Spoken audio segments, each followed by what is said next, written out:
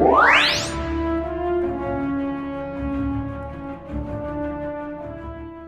Client, a mysterious Imperial who keeps a low profile in the safe house on Navarro.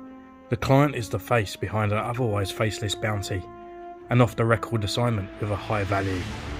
Hello and welcome to Centurions Corner, and today we are reviewing from Star Wars The Black Series and The Mandalorian, The Client. Now I picked this guy up from Jedi Archive stores in the UK. Lovely bunch of people. Please look up down below if you ever need any future releases. That customer service is absolutely fantastic and they always respond.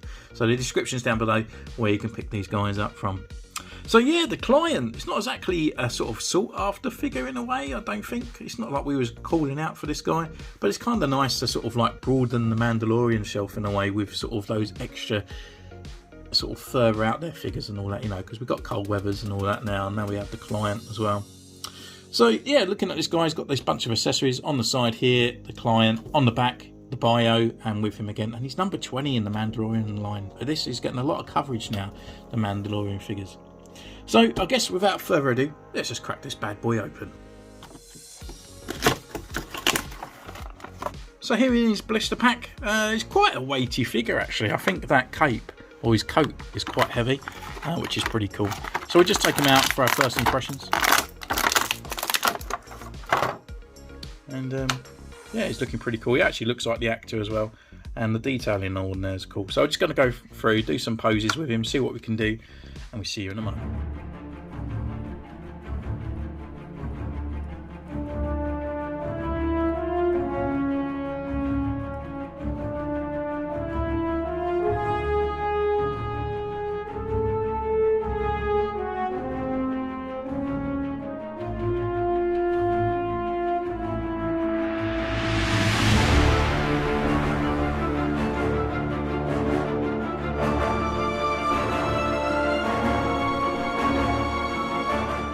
So welcome back. We've been away, we've taken his photos, and what can I say from the outset of this figure? Well, I think he's going to be a peg warmer, that's for sure. He's just a bit of a background character. Unless you're a massive fan of The Mandalorian and you want to finish off the Mandalorian shelf, or you're a complete collector, then I understand picking this guy up. But if you just want to get an actual Star Wars figure, it's not going to be running to go and get it. You know, it's not going to be an Ahsoka kind of figure here. I haven't displayed him with the accessories either, because I think the accessories that he comes with, yeah, they do come with him, but I do think it's kind of a more of an extraness there for your Mandalorian figure. So I'm actually going to display it with the Mandalorian figure just to actually demonstrate him off. So he comes with the Bounty Hunter kind of like tracking device that he kind of has in the first ever episode.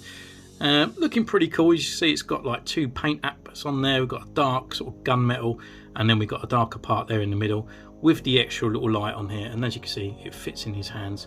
Pretty cool. Just taking it out and having a closer look, just on there, so you can actually see a little bit more detail in the centre there, and even that button as well. There's no colour bleed on there. It's done pretty cool considering the size of it. The other accessory that it comes with is the kind of ice cream maker that was made famous in Empire Strikes Back as a kind of carrier, and obviously carried on more so in the Mandalorian, that he carries around in his bounties. It's not too bad. It looks kind of basic and quite bland as well. It just needs a little bit of weathering, I think, on there, a bit of silvering or something around on these edges as well. The only other part that is a bit annoying is where his hands fit inside there. It's really hard to get his hand in there to actually hold it, so we just take that out to have a closer look, and as you can see, the top does come off. With the top coming off, it just pops in just over on those parts here, and you can pop it off quite easily. But again, there's no paint applications on there at all on those buttons and other parts there. Taking that off, inside we can actually take a look at these, which come with the Beskar armor.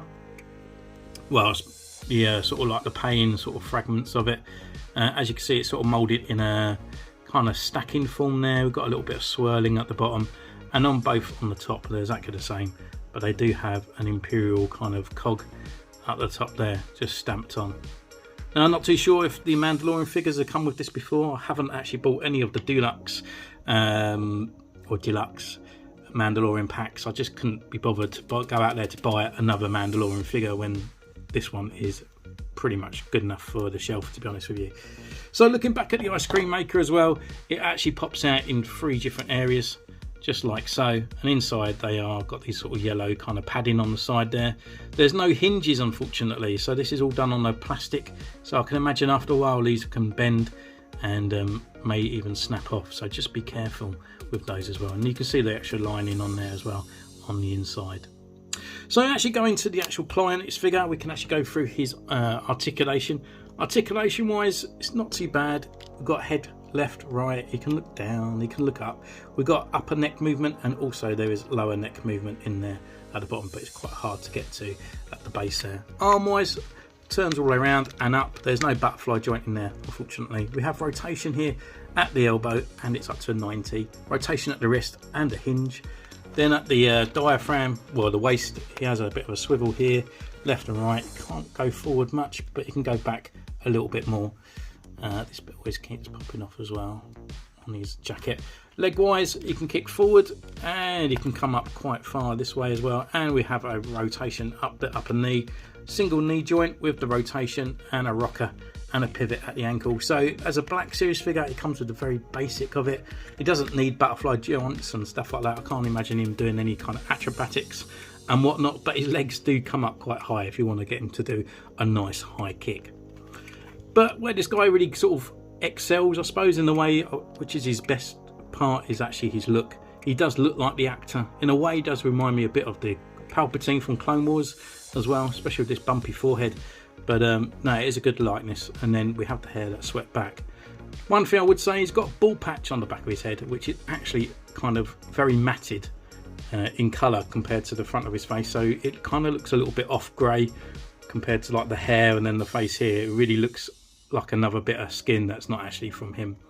The actual coat itself is quite nicely done. We got this kind of leatherette look around on it. The belt is kind of nice and differentiated from there. We've got all these extra ribbon and stuff around on the sleeves with these brown.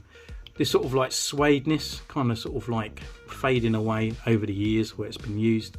And the belt is done in a really nice detail as well, coming from here. But it is actually just completely moulded on there. It looks like it can come off, but it doesn't. Underneath, it's just bog standard brown. Got a little bit of a texture X on here, going down to his sort of like military grey trousers and leather boots as well. So as you saw, this chain does pop off on here, so you can actually take off the coat if you wanted to, but then obviously he's got these odd sleeves on the side. He comes with the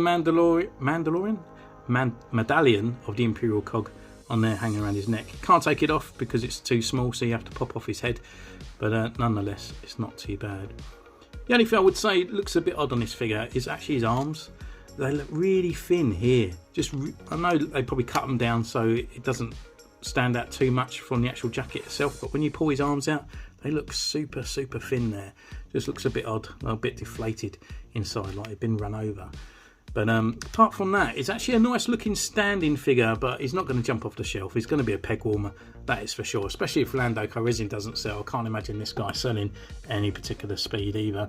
So that's kind of it for my review. Would I recommend this guy? If you're a completionist, if you love The Mandalorian, then it's great to have him on the shelf.